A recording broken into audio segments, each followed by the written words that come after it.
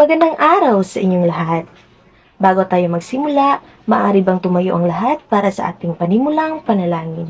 Binibining Herbasyo, maaari mo bang pangunahan ang ating panalangin? Sa ngalan ng Ama, ng Anak, ng Diyos at ng Espiritu Santo. Amen. So, bago kayo umupo, maaari bang pakihanay ng inyong mga upuan at pakipulot ng mga kalat sa sahig? Okay, so maaari na kayong umupo. Binibining tipan, pakitala ng mga pangalan ng iyong kaklase na lumiban sa araw na ito. Ang paksa sa araw na ito ay patungkol sa mitolohiya at ang layunin ng talakayang ito ay naipaliliwanag ang pagkakaiba at pagkakatulad ng mitolohiya ng Africa at Persia. Ang mitolohiya ay agham o pag-aaral ng mito or myth. Saan nga ba nagsimula ang salitang mito or myth? Tama. Ito ay nagmula sa salitang Latin na mythos na ang kahulugan ay kwento. At ang Greek na mutos naman ay halaw pa sa mu na ang ibig sabihin ay paglikha ng tunog sa bibig. Sa klasikal na mitolohiya, ang mito or myth ay representasyon ng marubdob na pangarap at takot ng mga sinaunang tao. Nakakatulong ito upang maunawaan ng mga sinaunang tao ang misteryo ng pagkalikha ng mundo, ng tao, mga katangian ng iba pang mga nilalang. Naintindihan ba? Magaling! Sa puntong ito, tatalakayin naman natin ang elemento ng mitolohiya. Ano-ano kaya ang mga ito? Tama! Ang una ay ang tauhan. Ang tauhan ay tumutukoy sa mga Diyos at Diyosa. Makulay at puno ng imahinasyon ang pagganap ng mga tauhan. May taglay na kapangyarihan at halos lahat ng bagay ay nagagawa. Pangalawa ay ang banghay. Ano nga ba ito? Tama! Ang banghay ay ang pagkasunod-sunod ng mga pangyayari sa kwento. Dito masusuri ang makatotohanan at di makatotohanan ng akda. Naglalahad ito ng pakikipagsapalaran ng tao upang ipagtanggol ang kanyang bansa. Maaari rin itong nagpapaliwanag ng mga pangyayari at kalagayan ng mga tao sa bansang inilalarawan sa mitolohiya noon at sa kasalukuyan. Naunawaan ba? Ang ikatlong elemento ay ang tagpuan. Ito ay salamin ng sinaunang lugar at kalagayan ng bansa kung saan ito umusbong. Ito ay may kaugnayan sa batis, sa ilog, parang, triguhan, palayan, bundukan, at iba pa. Dito malalaman kung anong uri ng komunidad mayroon ang kanilang ninuno at maiuugnay sa paraan ng kanilang pamumuhay ngayon at pagpapahalaga sa kapaligiran sa kasalukuyan. Ikaapat na elemento ay ang tema. Mahalaga nga ba ang tema? Tama! Dahil dito na ipaliliwanag ang mga natural na pangyayari, pinagmulan ng mga buhay sa daigdig, pag-uugali ng tao, mga paniniwalang panrelihiyon, katangian at kahinaan ng mga tauhan, at mga aral sa buhay. Kaya napakaraming bagay ang ginampanan ng tema sa isang mitolohiya. Sunod na elemento ay ang estilo. Sino ang makapagbibigay ng kanyang sariling opinyon ukol sa elementong ito? Magaling! Ang estilo ay nagbibigay ng ideya hinggil sa paniniwala, kaugalian at tradisyon. Ang estilo ay nagpapahayag ng mga katangian ng tao. Ito man ay kalakasan o kahinaan. Ito rin ay may paniniwalang malampasan ng bida ang kaniyang mga pagsubok na kinakaharap. Ang tono, ito ang ika-6 na elemento ng mitolohiya. Ang tono ay ang himig ng kwento na siyang nakapagdadala sa emosyon at aral sa mga mambabasa. Sunod na elemento ay ang pananaw. Kapag sinasabi nating pananaw, ito ay kung saan ito nakasulat. Kadalasan ay nakasulat ito sa ikatlong pananaw o pagsasalaysay. Ang panghuling elemento ng mitolohiya ay ang kasabihan. Ano nga ba ang kasabihan? Tama. Ito ay mga salitang may mabigat o impluwensyang dulot sa mga mambabasa. Naunawaan ba ang 8 elemento ng mitolohiya? Magaling. Kung gayon, ay tatalakayin na natin ang mitolohiya ng Africa at Persia. Ano kaya ang pagkakaiba ng kultura ng Persia at Africa? Ang mga mitolohiya ng Africa ay may mga karakter na gumagawa ng mga kabutihan sa komunidad gaya ng mga tao sa liblib na lalawigan. At kanilang mga paniniwalang karakter ay mga orihas na bagamat hindi tulad nating tao ay nakatira din dito sa lupa at walang kapangyarihan. Sino pa ang may kaalaman patungkol sa mitolohiya ng Africa? Magaling! Ang mitolohiya ng Africa ay may makabuluhang parte sa araw-araw na pamumuhay ng mga Afrikano.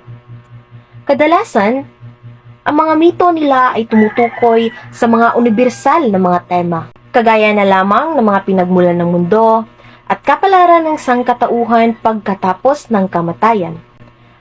Nakabatay din ito sa mga halo-halong paniniwala at kultura ng mga iba't ibang tribo na naninirahan sa bawat dako ng kontinente. Kadalasang taglay na mitolohiyang ito ang tema na binubuo ng iba't ibang Diyos, mga kaluluwa ng yumao at mga mitolohikal na bayani at hari. Narito ang mga Diyos at Diyosa ng Africa. Amun-Ra o the Hidden One, kilala bilang hari ng mga Diyos at Diyosa. Mut o Mother of Goddess, isa sa mga pinakaunang Diyosa ng Ehipto.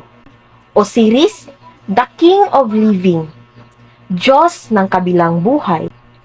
Anubis, the Divine Embalmer, pagmumuni sa mga patay at paggabay sa mga patay na kaluluwa tungo sa kabilang buhay. Ra, the God of Sun and Radiance, pinaniniwalaang lumikha ng mundo. Samantala, ang Persia naman, ang paksa ng kanilang mitolohiya, ay puno ng nakakatakot na halimaw gaya ng Hadhayosh, Manticore, at iba pa. At mitolohiya nito ay nakabase sa parusa at digmaan. Sino ang makapagbabahagi ng kanilang kaalaman tungkol sa mitolohiya ng Persia? Tama! Ito ay tungkol sa mga tradisyonal na kwento na tumutukoy sa mga kakaibang nilalang. Kabilang din dito ay ang mga kaugalian sa pagharap ng mga mabubuti at masasama, aksyon ng mga Diyos, at mga karanasan ng mga bayani at ng iba pang mga nilalang. Kilala ng Persia ngayon ay ang Iran. Ang Persia ay kilala sa may pinakamatandang literatura sa mundo. Ang literatura ng Persia ay mas nakilala ito noong nailabas na ang kanilang iba't ibang pagsasalin na ginagawa ng mga Persianyo. Narito ang mga Diyos at Diyosa ng Persia. Ahura Mazda, ang Diyos ng kabutihan at karunungan at lumikha ng sanlibutan. Ang Kamainyu, ang espirito ng kasamaan. Ardisura Anahita, Diyos ng tubig. Atar, anak ni Ahura Mazda. Hauma, Diyos ng lakas at kalusugan. Tistraya, Diyos ng ulan, at Vayu, Diyos ng hangin. Ano sa tingin ninyo ang pagkakaiba ng mitolohiya mula sa Africa at Persia? Tama! Ang mitolohiya ng Africa ay may makabuluhang parte sa araw-araw na pamumuhay ng mga Afrikano. Samantala, ang mitolohiya naman ng Persia ay ang tradisyonal na mga kwento na tumutukoy sa mga kakaibang nilalang. Ano naman ang pagkakatulad ng mitolohiya ng Africa at ng Persia? Ang dalawang bansa ay nagtataglay ng mitolohiyang tradisyonal na may istoryang karaniwang tumutukoy sa mga sinaunang tao o pangyayari. Tulad ng iba pang uri ng mga mitolohiya, ang mito ng taga-Africa at taga-Persia ay binubuo ng iba't ibang karakter na mula sa Diyos at Diyosa at sumasailalim sa iba't ibang kultura at paniniwala na nabuo sa mga bayang ito. Bilang pagsusuri, kung talagang may naunawaan kayo sa ating talakayan ngayon, magtatawag ako ng mag-aaral upang sumagot sa aking mga katanungan. Binibining Tabuldan, maaari ka bang tumayo? Bakit mahalagang matutunan natin ang mitolohiya?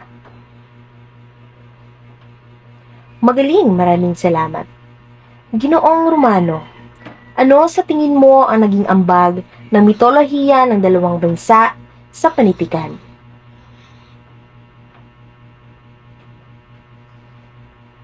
Tama. Maraming salamat, Ginoo. At ang panghuling katanungan naman, Binibining Gutierrez. Sa tingin mo, ano ang mangyayari kung walang mitolohiya ang mga bansa? Tama. Magaling. Talagang naintindihan ninyo ang talakayan natin sa araw na ito. So ngayon, bilang paglalahat, tinalakay natin ang patungkol sa mitolohiya, ang kahulugan nito at kung saan ito nagmula. At tinalakay din naman natin ang 8 elemento ng mitolohiya.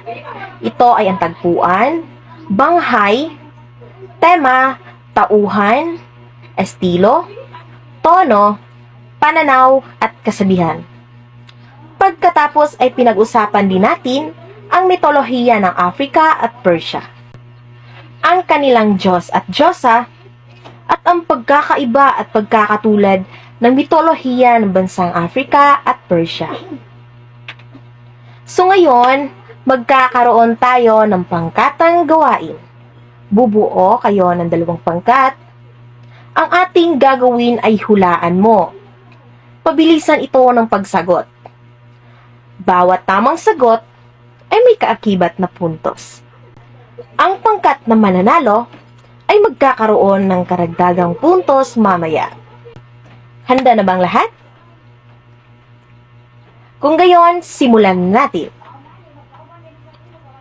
Una, sa mitolohiya ng Africa, ito ay isa sa mga pinakaunang diyosa sa Ehipto. Tama! Magaling, unang pangkat. Ang sagot ay ang Mut, the mother of goddess. Ang pangalawa naman, sa mitolohiya pa rin ng Africa, siya ang pinaniniwalaang lumikha ng mundo. Tama! Magaling! Ang sagot ay ang Ra, the god of sun and radiance. Pangatlo, sa mitolohiya ng Persia, ito ang tawag sa espiritu ng kasamaan. Tama! Ang sagot natin ay ang Ka-Menu. Susunod naman ang ika-4 na tanong. Sa mitolohiya ng Persia, siya ang Diyos ng kabutihan at karunungan at lumikha ng sanlibutan. Tama! Ang sagot natin ay Ahura Mazda. Ang panghuling katanungan, sa mitolohiya ng Persia, siya ang anak ni Ahura Mazda. Tama! Ang sagot natin ay Atar. Pagbati sa pangkat na nanalo, kayo ay magkakaroon ng karagdagang puntos mamaya. Maaari na kayong magsiupo. Ngayon, kumuha ng isang buong papel at sumulat ng isang talata na nagpapaliwanag sa pagkakaiba at pagkakatulad ng mitolohiya ng Africa at Persia. Ito ay may kaakibat na 20 puntos. Bibigyan ko lamang kayo ng ilang minuto para matapos ang inyong pagsagot. Tapos na kayo sa pagsagot, ipasa ang inyong mga papel dito sa harapan. So bilang takdang aralin, kayo ay inaatasan ko na magsaliksik ng mga iba't ibang mitolohiya na nagmula sa ibang bansa maliban sa Persia at Africa, upang kayo ay magkaroon ng mas malalim na kaalaman patungkol sa mga mitolohiya mula sa ibang bansa. Maraming salamat mga mag-aaral sa inyong pakikinig sa araw na ito. Paalam sa inyong lahat.